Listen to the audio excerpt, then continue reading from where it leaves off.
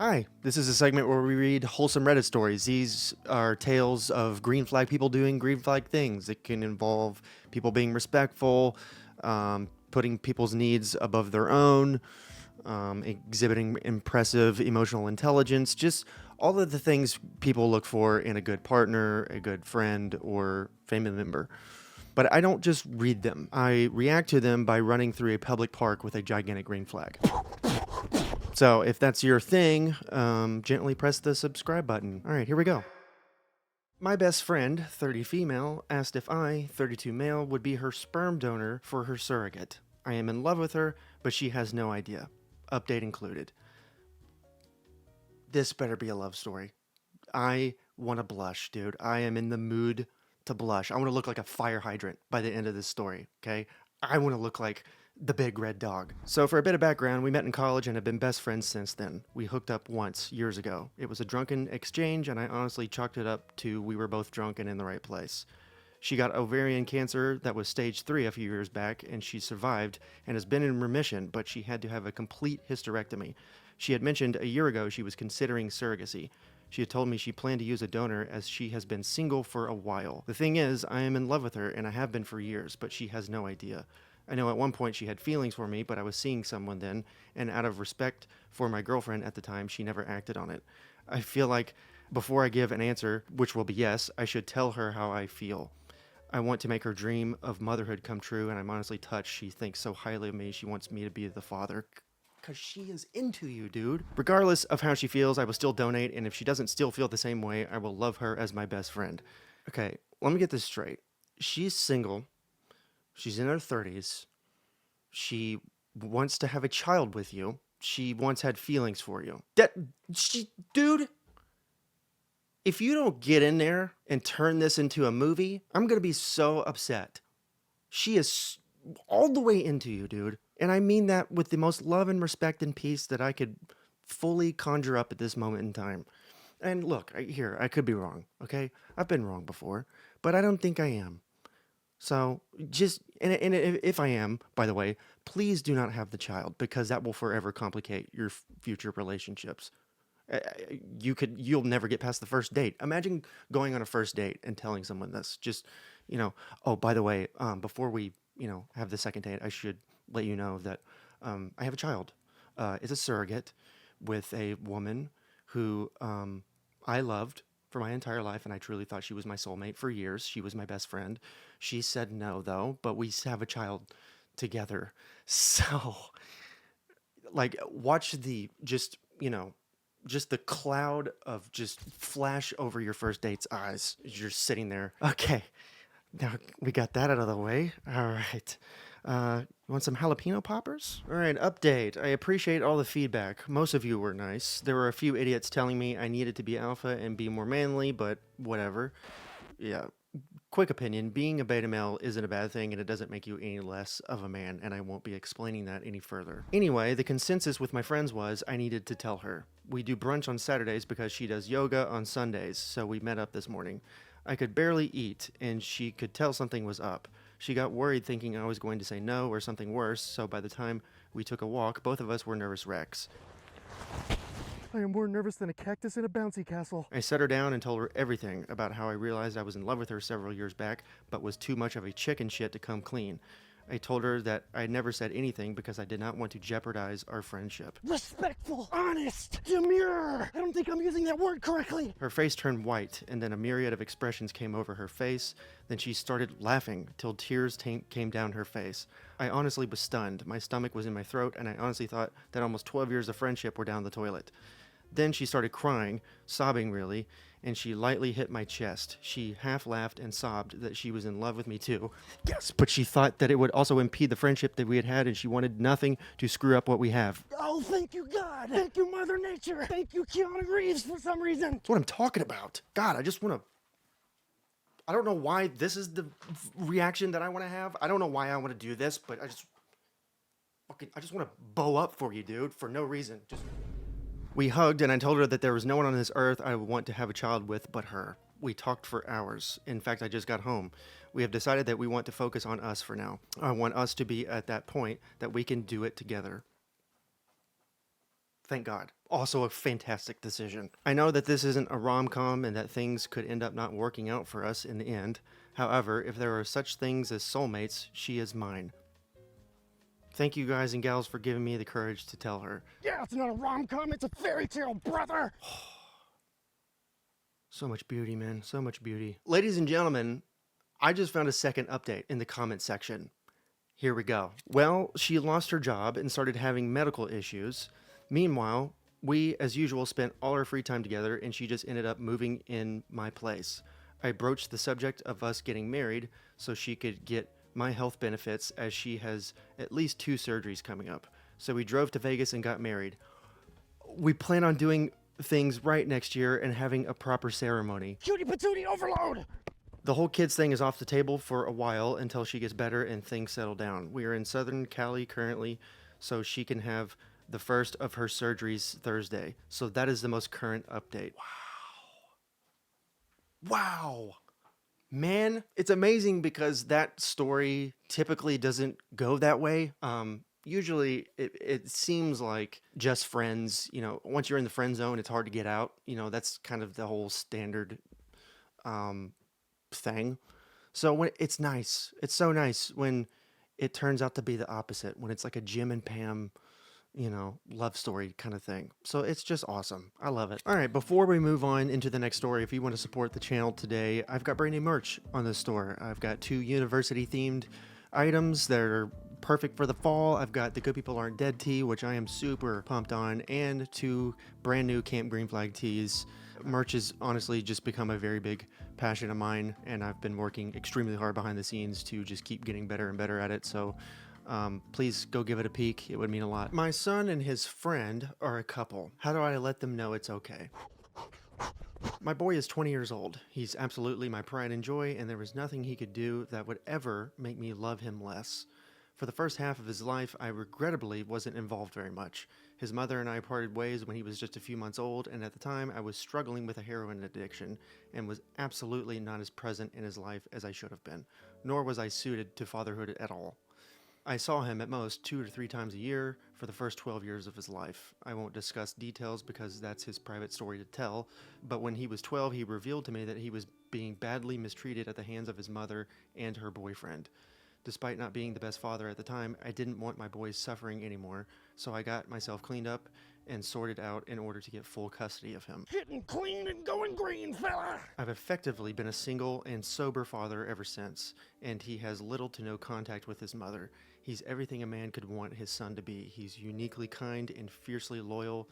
He's unflinchingly brave. He's incredibly generous, and despite the horrors he suffered as a child, he's unfailingly positive and sunny to the last. Somehow, I, of all people, was bestowed with the honor of watching him grow from a sweet young boy to the greatest man I have ever known.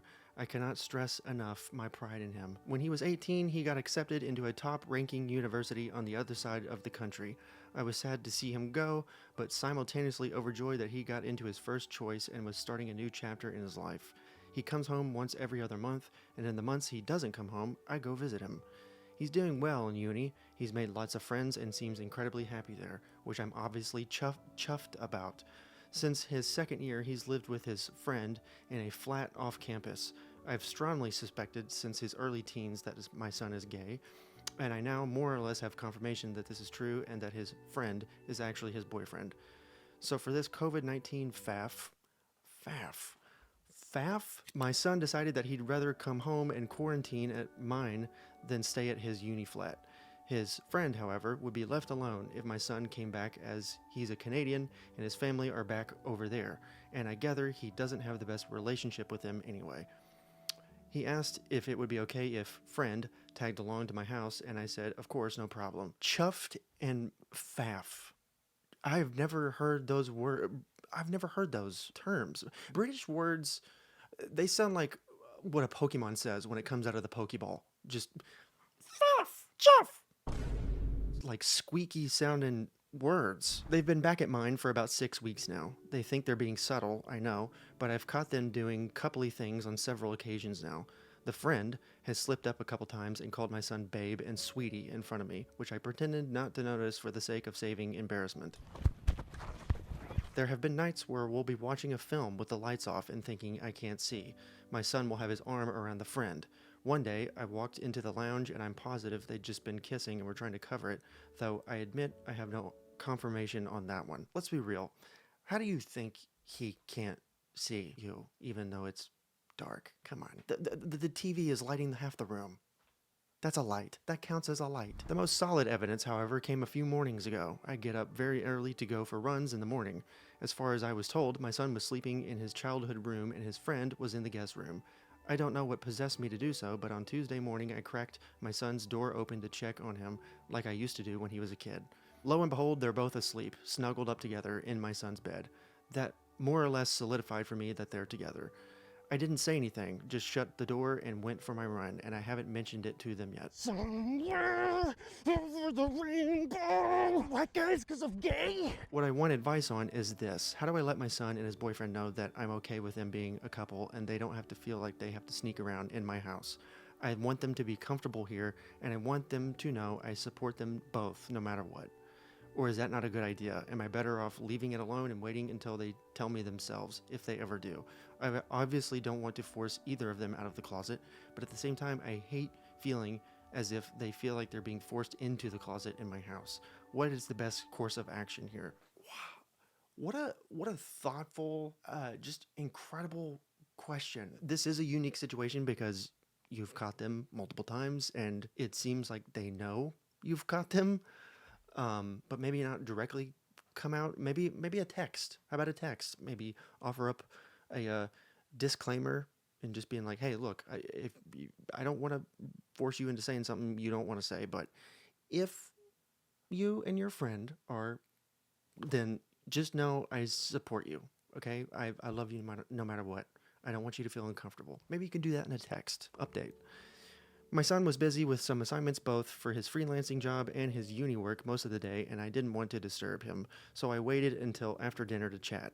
Friend went to have a bath while my son and I watched telly. I told him face to face, "Son, I love you very much. You don't have to tell me anything you don't want to, but I want you and friend to feel comfortable being yourselves in my house, and you don't ever need to hide anything from me, all right?" Are you two a part of the rainbow that Skittles keeps telling us to taste? Because you guys are too sweet. Get honey roasted queens! Well, it turns out a hell of a lot of you were right. Son burst out laughing and said, "Oh, thank God. I reckoned you clicked on, but didn't say anything because I didn't want to make you feel weird."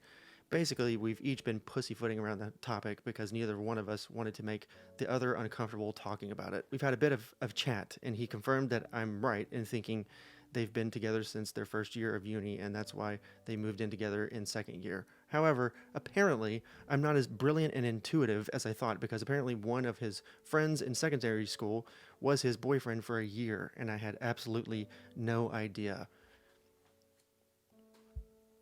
This gaydar's broken. He went and talked to the boyfriend after his bath, and then we all had a bit of a further chat. Sadly, a lot of you were right that the reason boyfriend doesn't have a good relationship with his parents is because he came out to them a few years ago and they effectively disowned him, so I made sure he knows that he's a part of our family now. Oh, sorry if that isn't all as exciting and groundbreaking as some of you had hoped. Haha, I'm glad this is something my boy no longer feels he has to keep from me, and I'm very glad he's happy with his partner. Thank you all again for the help. Dude, I don't think you realize how much aura you gave your son's boyfriend. You gave him infinite aura. He's got a glow around him now, a rainbow glow of aura, just because of you and what you said there. It's a big deal. I live here in the South, the Bible Belt, and this is rare. This is a rare thing for people to do. I have a very good friend who came out to his mom several years ago, and she disowned him and kicked him out of the house that day. And just watching him mentally go through that was, I mean, I can't fathom that level of pain, because it's literally your parent rejecting you who you are. It's just, I can't imagine it. It's incredibly important to have people in your life like this, especially over something like this. So, big up. Big green flag for this fella. Awesome new manager break cycle with homeless guy outside. Perfect.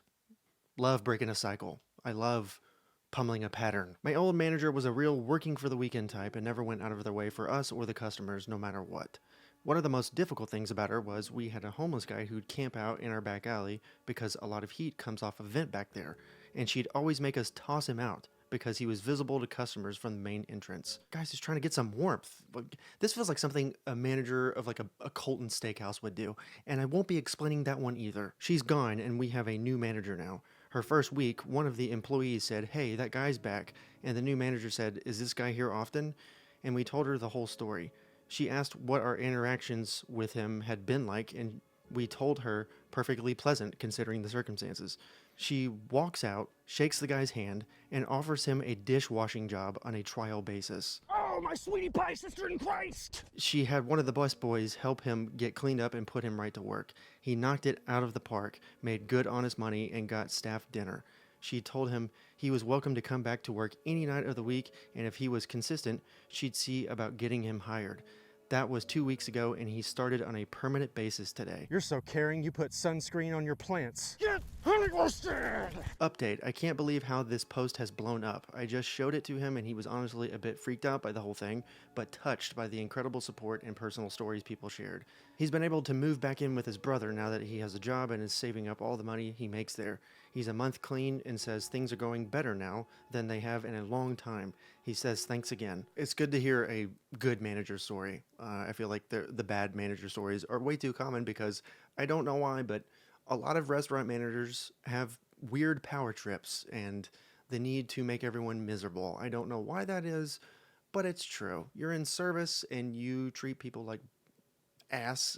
I don't understand. I really don't. So when there's actually good manager stories, it is a pleasant surprise. All right, let's read some more wholesome Reddit stories, shall we? In the top left corner are more tales of greenery. Head over there if you like serotonin. All right, that's my time. Toodles.